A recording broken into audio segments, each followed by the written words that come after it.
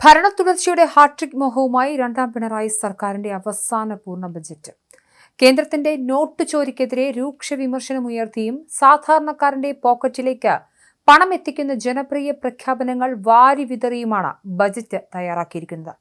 എന്നാൽ പ്രഖ്യാപനങ്ങളിൽ ഭൂരിഭാഗവും നടപ്പിലാക്കേണ്ട ഭാരം അടുത്ത സർക്കാരിന്റെ ചുമലിലേക്ക് മാറ്റിവെച്ചുകൊണ്ടുള്ള ഒരു രാഷ്ട്രീയ തന്ത്രം കൂടിയായി ഈ ബജറ്റ് മാറുന്നു.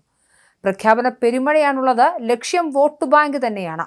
ആശാ വർക്കർമാർക്കും അംഗനവാടി ജീവനക്കാർക്കും 1000 രൂപ വീതം ഓണറേറിയം വർദ്ധിപ്പിച്ചതും ഡിഗ്രി വിദ്യാഭ്യാസം സൗജന്യമാക്കിയതും വോട്ട് ലക്ഷ്യമിട്ടുള്ള കൃത്യമായ നീക്കങ്ങളാണ്.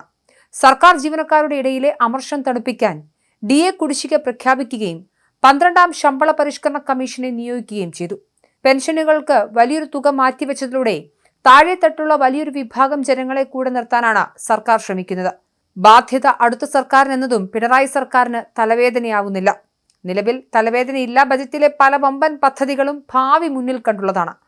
RRTS അതിവേഗ പാതയ്ക്ക് പ്രാരംഭ തുകയായി 100 കോടി മാത്രമാണ് നീക്കിവെച്ചിട്ടുള്ളതെങ്കിലും ഇതിന്റെ ഭീമമായ നിർമ്മാണ ചെലവ് വരാനിരിക്കുന്ന സർക്കാരുകൾ കണ്ടെത്തേണ്ടി വരും.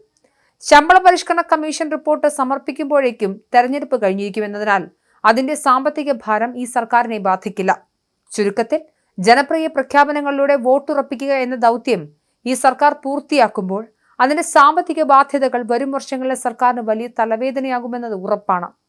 വികസനത്തിന്റെ മാന്ത്രിക വടി എന്നുള്ളതാണ് വിഴിഞ്ഞം തുറമുഖത്തിന് പ്രഖ്യാപനത്തിന്റെ സമയത്ത് സംസാരിച്ച വാചകം. 1000 കോടി രൂപയാണ് വിഴിഞ്ഞം തുറമുഖത്തിന് നൽകുക. ഒപ്പം MC റോഡ് വികസനത്തിന് 5217 കോടിയും വകയിരുത്തിയത് വികസന നായകൻ എന്ന പിണറായി പ്രതിച്ഛായ വർദ്ധിപ്പിക്കാനാണ്. കേന്ദ്രം ശ്വാസം മുട്ടിക്കുമ്പോഴും സംസ്ഥാനം സ്വന്തം നിലയിൽ വിഭവങ്ങൾ കണ്ടെത്തുന്നു എന്ന മന്ത്രിയുടെ അവകാശവാദം വരാനിരിക്കുന്ന പ്രചരണ വേളകളിൽ ഇടതുമുന്നണിയുടെ പ്രധാന ആയുധമാക്കും. ബജറ്റിലെ ജനപ്രിയ തന്ത്രങ്ങളൊക്കെ തന്നെയും ഒറ്റനോട്ടത്തിലൊന്ന് പരിശോധിക്കാം. ഏറ്റവും പ്രധാനമായി വിദ്യാഭ്യാസ മേഖലയിലേക്കുള്ള നിക്ഷേപമാണ്. ഡിഗ്രി വിദ്യാഭ്യാസം വരെയുള്ളത് സൗജന്യമാക്കിക്കൊണ്ട് പ്രഖ്യാപനം. ജീവനക്കാർക്ക് ആശ്വാസമായ DA കുടിശ്ശികയും ശമ്പള പരിഷ്കരണ കമ്മീഷനും. ഇതുവഴി വോട്ട് ബാങ്ക് സുരക്ഷിതമാക്കാനുള്ള ശ്രമം നടക്കുന്നുണ്ട്. തൊഴിലാളി കരുതലാണ് മറ്റൊന്ന്. ആശാവർക്കർമാർ, അങ്കണവാടി തൊഴിലാളികൾ എന്നിവർക്ക് വേതന വർധനവുണ്ട്.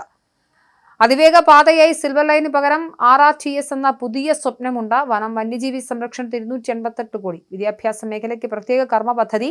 സൗജന്യ യൂണിഫോമിന് 150 കോടി രൂപ. സ്പോർട്സ് സയൻസ് പദ്ധതിക്ക് 6.9 കോടി.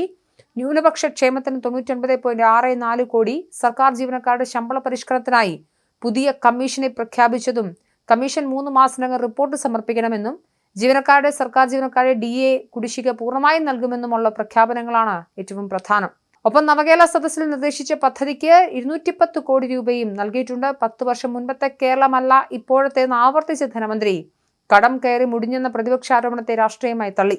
എന്നാൽ പണം എവിടെ നിന്ന് കണ്ടെത്തുമെന്ന ചോദ്യത്തിന് കൃത്യമായി മറുപടി നൽകാതെ വാഗ്ദാനങ്ങൾ വാരിക്കോരി നൽകുന്ന ബജറ്റ് വരാനിരിക്കുന്ന തെരഞ്ഞെടുപ്പ് പോരാട്ടത്തിന് ചൂടേകും എന്ന കാര്യത്തിൽ സംശയിക്കേണ്ടതില്ല.